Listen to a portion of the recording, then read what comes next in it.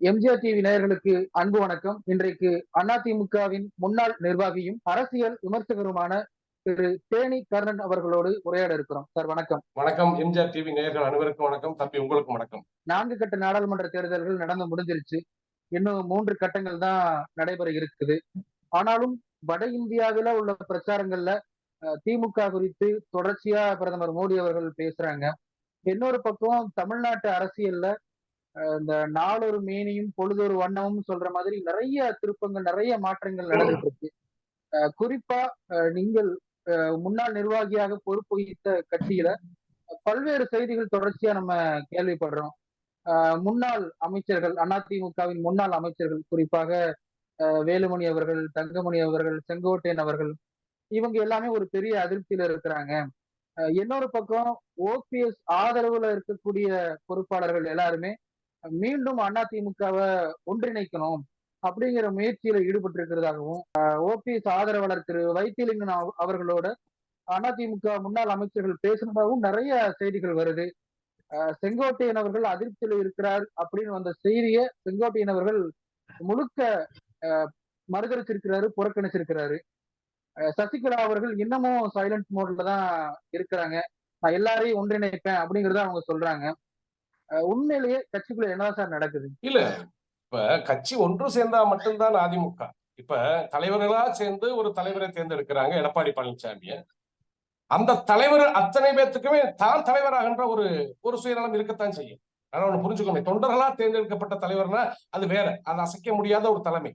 இது தலைவர்களால் தேர்ந்தெடுக்கப்பட்ட தலைமைக்கு எப்பயுமே ஒரு ஆட்டம் கண்டுகிட்டு தான் இருக்கும், நினைச்சு நிக்க முடியாது. என்ன காரணம் அப்படின்னா, ஒரு அரசியல் கட்சி அப்படின்னா தொண்டர்களுடைய பலம் தேவைப்படுகிறது. அந்த மேல்மட்ட நிர்வாகியை மட்டும் வச்சுக்கிட்டு நம்ம தேர்தலில் போட்டி போட்டு வெல்ல முடியாது. அதுக்கு அடுத்தபடி ஒரு பொதுக்கூட்டம் நடத்தினாலோ ஒரு மாநாடு நடத்தினாலோ கூலிக்கு தான் நாள் பிடிக்க வேண்டிய சூழ்நிலையில இருக்கிறாங்க எடப்பாடி கம்பெனியை பொறுத்தளவுக்கு. ஆகவே இந்த தொடர்ச்சியா எடப்பாடி பழனிசாமி தலைமையிலான அதிமுகவில் தொடர்ச்சியா தோல்வி கொண்டுதான் வர்றாங்க. இப்ப நாடாளுமன்ற தேர்தலில் அவரே புலம்பிட்டார், எடப்பாடி பழனிசாமி புலம்பிட்டாரு. தலைமை கழகத்துல 70% பேர் எனக்கு யாரும் ஆதரவா செயல்படல, கட்சிக்கு உண்மையா நடக்கல அப்படின்னு அவரு சொல்லிட்டார். ஓபன் ஸ்டேட்மெண்டா எல்லாத்துக்குமே சொல்லிட்டார். அப்படி சொல்லிட்டு இருக்கும் போது அவர் உண்மை நிலவரத்தை தான் சொல்றார். ஏன்னா ஒரு காலகட்டத்துல எடப்பாடி பழனிசாமி கிட்ட பசபசப்பு இருந்துச்சு, பசை இருந்துச்சு, எல்லாம் போய் ஒட்டுச்சு. அந்த பசை இருந்த பிறகு மறுபடியும் விலையதான் நிற்கும். அப்படித்தான் இன்றைய கால சூழ்நிலை அப்படித்தான் இருக்கு. இப்ப எஸ்பி வேலுமணியை எடுத்தாலும் சரி, இந்த மணிகள் குறுப்பு, தங்கமணி, வேலுமணி, வீரமணி அப்படின்னு எடுத்துக்கிட்டலாம். இந்த தென் மாவட்டம் இருக்கிற அமைச்சர்களும் சரி, வட மாவட்டங்கள் இருக்கிற அமைச்சரும் சரி, டெல்டா மாவட்டத்தில் இருக்கக்கூடிய முன்னாள் அமைச்சரும் அத்தனை பேருமே அதிருப்தியில தான் இருக்கிறாங்க. இப்ப யாருமே எடப்பாடியோட போங்கு பிடிக்கல. ஏன்னா அவங்களுக்கு தெரிஞ்சுக்கிடுச்சு என்னன்னா, வருகின்ற சட்டமன்ற தேர்தலில் நம்ம மறுபடியும் வெற்றி பெறணும், வெற்றி பெற்று ஆட்சி அமைக்கணும், அமைச்சர் ஸ்தானத்தில் இருக்கணும், அமைச்சரா இருக்கணும்னு ஆசைப்படுவாங்க. யாரா இருந்தாலும் சரி, இந்த மதுரையில் இருக்கக்கூடிய செல்லூர் ராஜு கூட அடுத்த அமைச்சரானது ஆசைப்படுவாரு. அப்ப எல்லாருடைய மனதிலும் என்ன இருக்கும் அப்படின்னா, கட்சி ஒன்றுபட வேண்டும், தலைமை மாற்றப்பட வேண்டும். இது மனசளவுல இருக்கு, வெளியில சொல்ல முடியல. அதனாலதான் பனிப்போர் நடந்து கொண்டிருக்கிறது எடப்பாடி கம்பெனியில. அதுக்குண்டான முயற்சிகளை சின்னமாவும் செஞ்சுட்டு இருக்கிறாங்க. அதே போல ஓபிஎஸ் பண்ணிட்டு இருக்கிறாங்க. திரு டிடிவி தினகரன் அவர்களும் இந்த ஒற்றுமைக்கு உண்டான முயற்சிகளை பண்ணித்தான் இருக்கிறாங்க. எடப்பாடி பழனிசாமி ஒரு ஆள் தான் விலகி நிக்கிறாரு. மத்த அத்தனை பேருக்குமே ஒரு கட்சி ஒன்றுபட்டா மட்டும்தான் உண்டு வாழ்வு என்பதை தெளிவாக தெரிந்து கொண்டார்கள் அதிமுகவினுடைய முன்னாள் அமைச்சர்கள், எடப்பாடி கம்பெனியில் இருக்கக்கூடிய அத்தனை காரியக்காரனும். செல்லூர் ராஜு அவர்கள் எடப்பாடி பழனிசாமி அவர்களுடைய பிறந்த நாள் அன்னைக்கு ஒரு பத்திரிகையாளர் சந்திப்பு நடத்துறாரு. அதுல ஒரு பத்திரிகையாளர் கேட்கிறாரு, மீண்டும் அதிமுக ஒன்றிணை முடியுமா அப்படின்னு கேட்கிறாரு. அதுக்கு செல்லூர் ராஜு பக்கத்துல இருக்கிற எல்லாரையும், ஏப்பா நம்ம கட்சி பிளவுபட்டா இருக்கு, ஏப்பா நீங்க சொல்லுங்க நீங்க சொல்லுங்க அப்படின்னு கேட்கும்போது எல்லாருமே இல்லையே, நமக்குள்ள எந்த பிளவும் கிடையாது, நம்ம ஒன்னாதானே இருக்கிறோம், நம்ம மட்டும் தானே கட்சி அப்படின்னு சொல்லிட்டு அதையே பத்திரிகையாளர்கள்ட்ட திருப்பி கேட்கிறாரு. இல்லையே, எங்க கட்சிக்குள்ள எந்த பிளவுமே கிடையாது, நாங்க நல்லா தானே இருக்கிறோம், நீங்க தான் பத்திரிகையாளர்கள் தான் சிண்டு முண்டி விடுற வேலையை பாக்குறீங்க அப்படின்னு சொல்றாரு. இல்ல, ஒரு விஷயம், செல்லூர் ராஜுக்கே சந்தேகப்பட்டுத்தானே கூட இருக்க ஆளுகிட்ட கேட்கிறாரு. இப்ப அவருக்கே சந்தேகம், நாங்க ஒற்றுமையா தான் இருக்கிறோம், எடப்பாடி தலைமையில தான் இருக்கிறோம்னு சொல்றதுக்கு ஏன் முடியல? பக்கத்துல கேட்கிறாரு, எப்ப வெளியே நிக்கிறோம், நம்ம குழப்பத்துல இருக்கணும், ஏன் இப்படி சுத்தி சுத்தி இருக்கக்கூடிய அவருடைய ஆட்கள்கிட்ட ஏன் இவரு கேட்கிறாரு? இப்ப அவருக்குமே குழப்பம் இருக்கத்தானே செய்யும். இப்ப ஒரே ஒரு விஷயம் நல்லா ஒண்ணு புரிஞ்சுக்கணும். நீங்க இப்ப கொங்கு மண்டலத்துல குழப்பம் இல்ல, தமிழகம் முழுக்க எடப்பாடி பழனிசாமி கம்பெனிக்குள்ள குழப்பமே இல்லைன்னு சொல்றாங்க. இப்ப செங்கோட்டனுடைய குழப்பம் என்பது வெளிவந்த உண்மைதான், பத்திரிகையில வந்த செய்திகள் உண்மைதான். அவரும் கூட நான் எடப்பாடி பழனிசாமி தலைமையில தான் செயல்படுறேன்னு ஆணித்தனமா சொல்லணும். எங்களுக்குள்ள குழப்பம் இல்லைன்னு சொல்லியிருக்கிறார். விஷயம் குழப்பம் இருக்கு, புரியுதுங்களா? ஏன்னா எல்லா மூத்த அமைச்சர்களும் அடுத்தடுத்து அதிகாரத்துக்கு வர வேண்டும் தான் நினைப்பாங்க. அதுல எந்த மாற்றம் இல்லை. ஒரு சாதாரண ஒரு கிளைக்கழக செயலாளர் கூட தனது கட்சி ஆட்சியில் இருந்தாத்தான் அவனுக்கு பலம். ஒரு ஒன்றிய செயலாளர் கூட தனது கட்சி ஆட்சியில் இருக்கணும், அதிகாரத்தில் இருக்கணும், அதுதான் அவனுக்கு பலம்.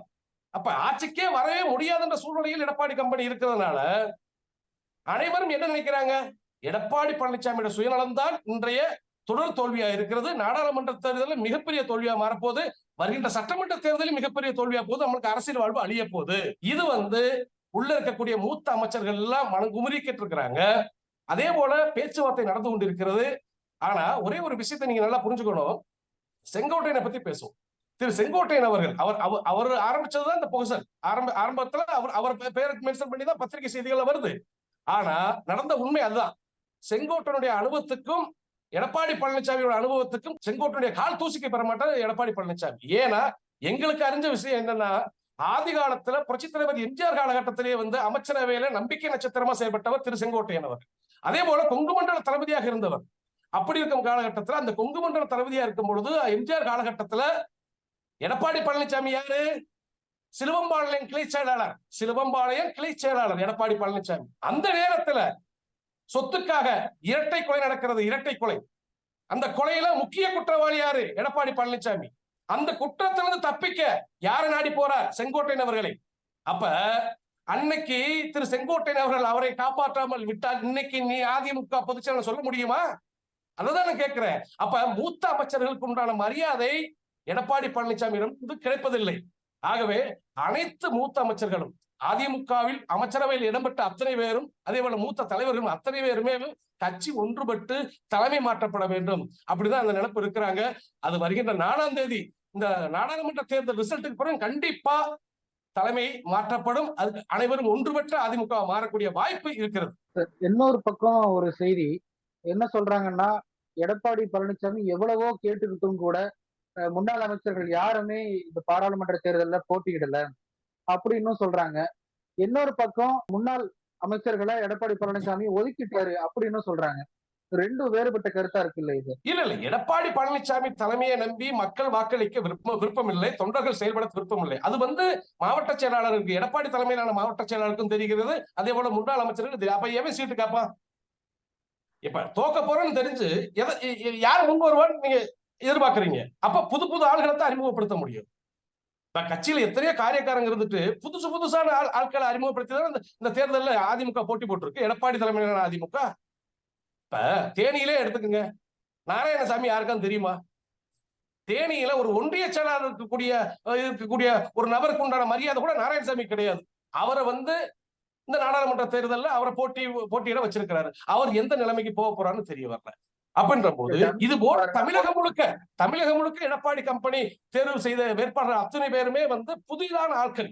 அப்ப அதுதான் சொல்ல வர, ஏனோ தானோ என்று சரி எடப்பாடி என்ன சொல்லிட்டாரு, நம்ம நிப்போன்னு நின்று இருக்காங்க.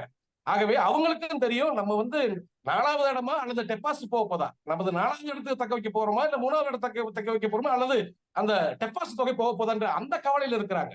ஆகவே இந்த நடந்து முடிந்த தேர்தலில் எவ்வளவு கேவலப்பட்டு போச்சு எடப்பாடி தலைமையிலான அதிமுக என்பதை 4ஆம் தேதிக்கு பிறகு தெரியும். அது வெட்டா வெளிச்சமா தெரியுது.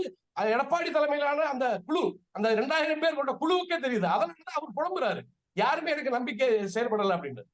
அதனால எடப்பாடி பழனிசாமி சுயநலத்தை விட்டு பொதுநலமாக சிந்தித்தால் அவரும் ஒன்றுபட்ட அதிமுகவில் பயணிப்பார். இல்லைன்னா 4ஆம் தேதிக்கு பிறகு நான் என்ன சொல்ல 4ஆம் தேதிக்கு பிறகு யார் பிரிந்திருக்கிறார் அத்தனை பேரும் ஒன்றுபட்டு ஒரு முடிவு எடுப்பாங்க. அதுல KC பழனிசாமி அடங்குவார் என்றுதான் இந்த எம்ஜிஆர் டிவி வாயிலாக சொல்றேன். முன்னாள் MP KC பழனிசாமி இதில் அடங்குவார். அனைவரும் ஒன்றுபட்டு எடப்பாடி பழனிசாமி என்ற ஒரு சுயநலவாதியை ஒதுக்கி தள்ளி ஒன்றுபட்ட அதிமுக செயல்பட்டு வருகின்ற சட்டமன்ற தேர்தலை ஆட்சி அமைப்பார்கள் என்ற நம்பிக்கை தொண்டர்களுக்கு, தொண்டர்களுடைய விருப்பத்தை நிறைவேற்றுவார்கள். அவர் தான் கட்சியினுடைய பொதுச் செயலாளர், ரெட்டையில சைனிங் அத்தாரிட்டி அவர் தான்.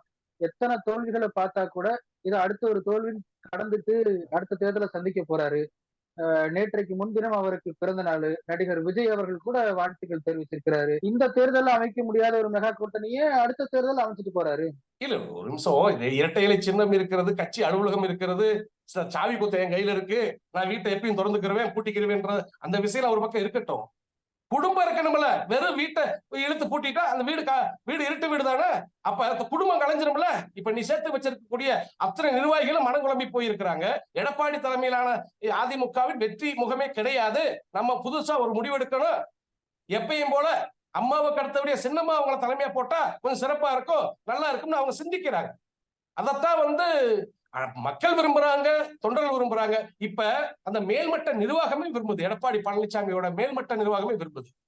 அப்ப இந்த சூழ்நிலையில எல்லாரும் ஒரு ஒரு முடிவு எடுத்துட்டா எடப்பாடி பழனிசாமி எங்க போவாரு சொல்லுங்க பாப்போம்? செயலுக்கு தான் போவாரு. வேற எங்கேயும் போக முடியாது. அவர் என்ன கையெழுத்து போடக்கூடிய உரிமை இருக்கு?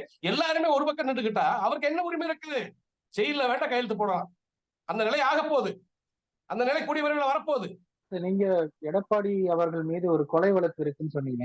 என்ன கொலை வழக்கு? உண்மையிலே ஆதாரம் இருக்கா? இல்ல எடப்பாடி பழனிசாமி மீது இப்ப இல்லங்க, சிலுவம்பாளையம் பழனிசாமி இருக்கும்போது, இப்ப எடப்பாடி பழனிசாமி ஒரு காலகட்டத்தில் சிலுவம்பாளையம் பழனிசாமி அவர் பேரு. அவர் சிலுவம்பாளையம் கிளைக்கழக செயலாளராக இருந்த போது அப்ப சொத்து பிரச்சனைக்காக அந்த சொந்த பந்தத்துக்குள்ள இரட்டை கொலை நடக்குது.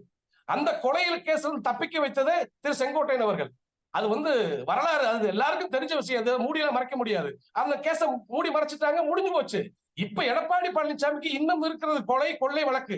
இதுல இருந்து வேற தப்பிக்கணும் அப்படின்ற போது இவர் எப்படி கட்சியை நிர்வாகம் செய்ய முடியும்? அதனால இவர் எப்பயுமே அந்த வழக்குல சம்பந்தப்பட்டிருக்கான்ற விஷயம் இப்ப இருக்கக்கூடிய எடப்பாடி பழனிசாமி கம்பெனி இருக்கக்கூடிய மூத்த அமைச்சர்கள் அத்தனை பேருக்குமே தெரியும். எப்ப இவர் விசாரணை வளையத்துக்கு போக போறான்னு அந்த விஷயம் தெரியும். அதனால அவங்க எல்லாம் கூடிய வரையில் ஒரு முடிவு எடுப்பாங்க. அந்த முடிவு தொண்டர்களுடைய விருப்பமாக இருக்கும், ஒட்டுமொத்த நிர்வாகத்தினுடைய முடிவா இருக்கும். எடப்பாடி பழனிசாமி மட்டும் தவிர்த்து விட்டு ஒன்றுபட்ட அதிமுகவா அனைவரும் ஒன்றுபட்டு வருகின்ற சட்டமன்ற தேர்தலில் ஒரு மாபெரும் வெற்றி அடைஞ்ச அம்மாவின் ஆட்சி அமைக்க திட்டமிட்டுக் கொண்டிருக்கிறார்கள். இதுதான் உண்மை. எம்எல்ஏக்கள், எம்பிக்கள் எல்லாருமே அவர் பக்கம் இருக்கிறாங்க. ஒருவேளை ஓபிஎஸ் அவர்கள் வெற்றி பெற்றால் கூட அவர் ஒரு சுயேட்சை எம்பியா தானே சார் வர முடியும். அவர் எப்படி கட்சியை கைப்பற்ற முடியும்னு நினைக்கிறீங்க? நாடாளுமன்ற தேர்தலில் ஓபிஎஸோட மகன் தான் வெற்றி பெற்றாரு. கொங்கு மண்டலத்திலையும் வேற எந்த ஒரு தொகுதியிலும் அதிமுக, எடப்பாடி தலைமையிலான அதிமுக ஜெயிக்கலங்க.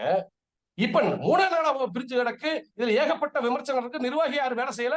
அப்ப எடப்பாடி பழனிசாமி தலைமையான அதிமுக நிரூபிக்க முடியுமா?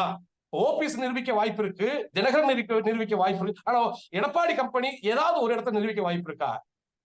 அதைத்தானே அவர் வெளிப்படையா சொல்றாரு. கட்சி அலுவலகத்துல 70% பேர் எனக்கு யாரும் வேலை பார்க்கல அப்படின்னு. அப்ப தோல்வியோ அவங்களுக்குள்ள தெரிஞ்சிருச்சுல. இந்த நடந்து முடிந்த நாடாளுமன்ற தேர்தலில் ஒரு மிகப்பெரிய தோல்வி அடைஞ்சிட்டோம் அப்படின்ட்டு ரிசல்ட் வராதுக்கு முன்னாடி அவங்க தெரிஞ்சுக்கிடுச்சு. அப்படின்ற போது அவர் என்னதான் இந்த எம்எல்ஏ எத்தனை நாள் இருப்பாங்க? இன்னும் 2 வருஷம் இருக்கா பாக்கி? அதுக்கப்புறம் எம்எல்ஏ கூட நிற்பாங்களா? அவங்க பதவி காலம் முடிஞ்சு போச்சு. நீ எம்பின்றது ஒரே ஒரு எம்பி தொடிக்கிட்டு இருக்கிறாரு. ஓபிஎஸ் மகன் ஒரு ஆளு ரவீந்திரநாத், அவர் மட்டும் தானே. வேற என்ன எந்த எம்பி இருக்கிறாங்க சொல்லுங்க பாப்போம். ஏங்க நான் என்ன சொல்ல வரேன், எம்எல்ஏ அதிமுக எம்எல்ஏ எல்லாம் ஓட்டு போட்டு ஒருத்தர் ஜெயிக்க வச்சீங்க ராஜ்யசபாவுக்கு. அவரே உங்களுக்கு எதிராக நின்றாரு. யாரு? ராமதாஸ் ஐயாவோட மகன் அன்புமணி. அப்படின்ற போது உங்களோட யார் இருக்கா? இந்த 2 வருஷ பதவி தான் இருக்கக்கூடிய இந்த சிட்டிங் எம்எல்ஏவுக்கு. அதுக்கப்புறம் யார் இருப்பான்னு நீங்க கேக்குறீங்க. சரி, இப்ப டிடிவி தினகரன் அவர் தனியா ஒரு கட்சி ஆரம்பிச்சிட்டாரு. ஓபிஎஸ் அவர்களும் தனியா இருக்கிறாரு. இது எப்படி திருப்பியும் இணையருக்கு சாத்தியம் இருக்குன்னு நினைக்கிறீங்க? இல்ல, எல்லாருமே அதிமுக காரங்க தாங்க. தனி அணி அமைச்சாலும் தனி கட்சி ஆரம்பிச்சாலும் கட்சி நலனுக்காக எதுவும் செய்யலாம். கட்சி நலனுக்காக தீயசக்தி திமுகவை எதிர்கொள்ள கட்சி நலனுக்காக எதுவும் செய்யலாம். ஏன்னா இதுக்கு முன்னாடி புரட்சித் தலைவர் எம்ஜிஆர் அவர்கள் இறப்புக்கு பிறகு எத்தனை பிரச்சனைகள் இது போன்ற முன்னாள் அமைச்சர்கள் செய்த பிரச்சனையெல்லாம் தாங்கி அதிலிருந்து விடுபட்டு விமர்சனம் பண்ண அத்தனை அமைச்சரும் அரவணைத்து ஆட்சி அமைக்கலையா அம்மாவும் சின்னம்மாவும்? அப்ப அந்த அனுபவம் சின்னம்மாவுக்கு இருக்குல்ல. இது புரட்சித் தலைவர் எம்ஜிஆர் இறப்புக்கு பிறகு எவ்வளவு பிரச்சனைகள், அத்தனை பிரச்சனையும் தாங்கி யார் யார் எதிர்ப்பு பிரச்சனை பண்ணாங்களோ அத்தனை பேரும் அரவணைச்சு போகலையா அம்மாவும் சின்னம்மாவும் அவர்களும்? அது மாதிரி அவங்களுக்கு எல்லாம் பழகி போச்சு. ஆகவே ஒன்றுபட்ட அதிமுகவை கூடிய விரைவில் சின்னம்மா அவங்க தலைமையில ஒண்ணு சேரும். அதுல அனைவரும் பிரிந்து கிடந்த அத்தனை பேருமே அண்ணன் கே சி பழனிசாமி இது சேர்த்து அவரும் சேர்த்துதான். அவரும் அதிமுகவினுடைய எம்ஜிஆர் காலகட்டத்து பொறுப்பாளி. ஆகவே அத்தனை பேரும் ஒன்று பெறுவார்கள். எடப்பாடி பழனிசாமி சம்மதித்தால் அவர் எப்பவும் சேலம் மாவட்ட செயலராக நீடித்துக் கொண்டிருப்பார். முன்னாள் அமைச்சராக நாங்கள் மரியாதை கொடுப்போம். அதுதான் எங்களுடைய எண்ணங்கள் அப்படித்தான் இருக்கிறது. இப்ப தினமலர் நாளிதழ்ல ஒரு செய்தி வந்தது. என்ன செய்தி அப்படின்னா, அண்ணாமலை அவர்கள் ஓபிஎஸ் அவர்கள்ட்ட நீங்க முதல்ல 16 இடம் போட்டியிடுங்கண்ணே அப்படின்னு கேட்டதாகவும், அவர் மறுத்ததுனால பிறகு இல்ல நீங்க ஒரு 8 இடத்துலயாச்சும் போட்டியிடுங்கண்ணே, அப்பதான் நம்ம அதிமுகவை கைப்பற்ற முடியும். இப்படி எல்லாம் கேட்ட மாதிரியும் கடைசியா இல்ல இல்ல நம்மளால அந்த அளவுக்கு முடியாது. ஒரே ஒரு இடத்துல ஃபோக்கஸ் பண்ணி நாங்க நிக்கிறோம். அவ்வளவுதான் நம்மளால இப்போதைக்கு முடியும் அப்படிங்கிற மாதிரி தான் ஓபிஎஸ் சொன்னாரு.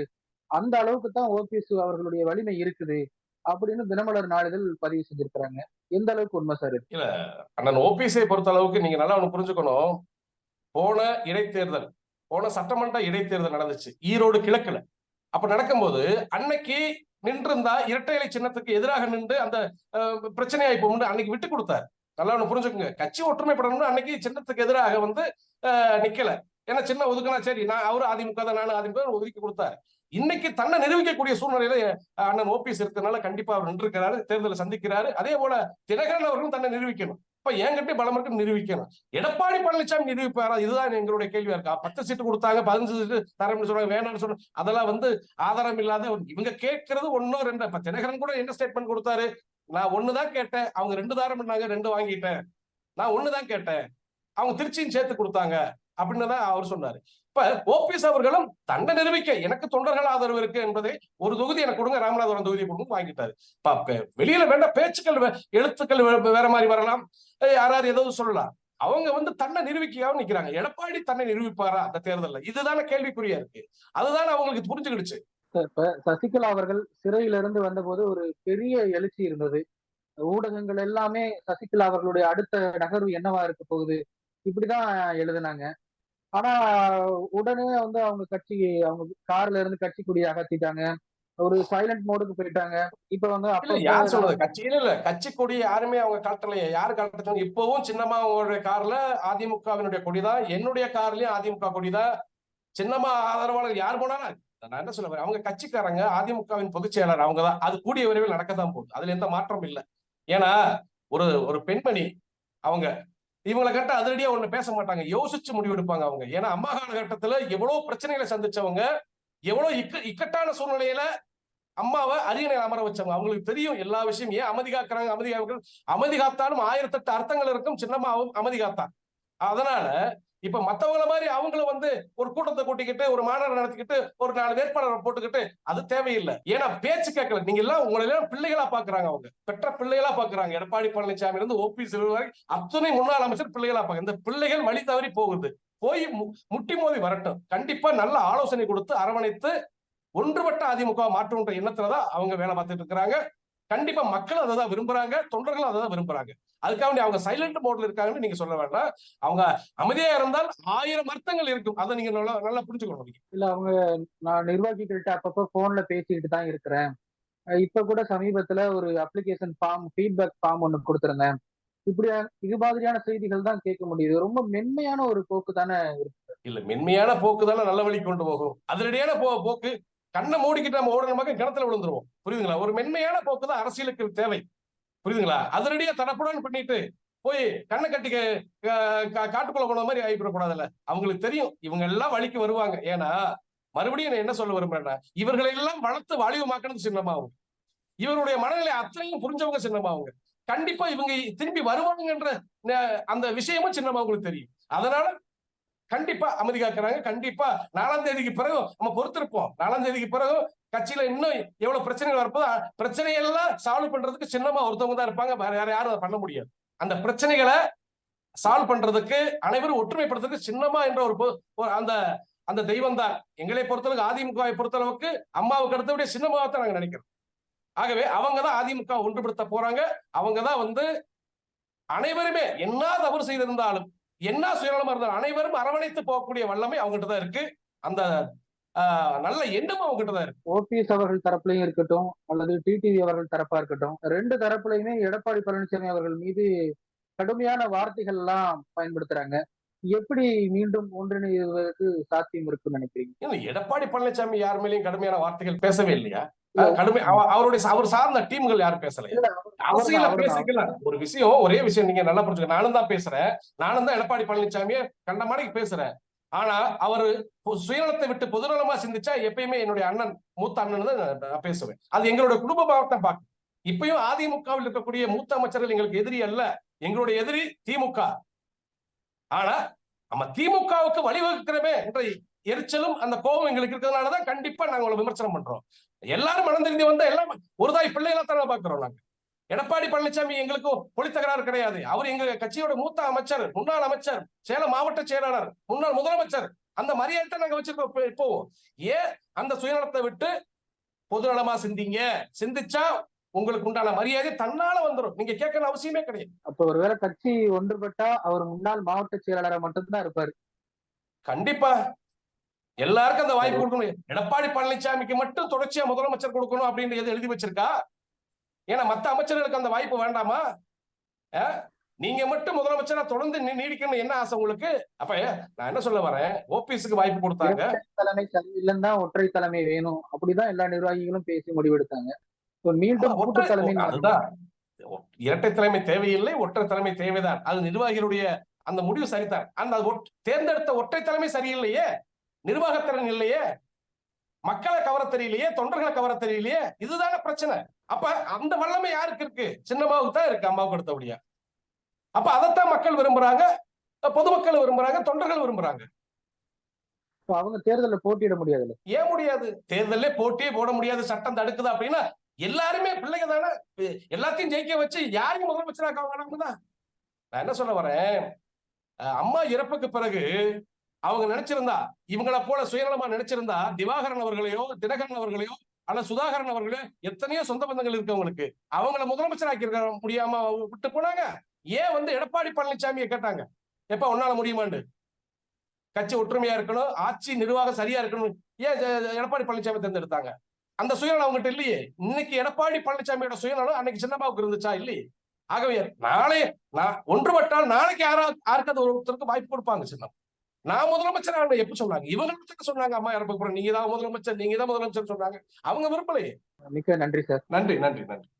அடுத்தடுத்த விவாதங்கள்ல இன்னும் விரிவாக பேசும். சரி சரி, நன்றி நன்றி.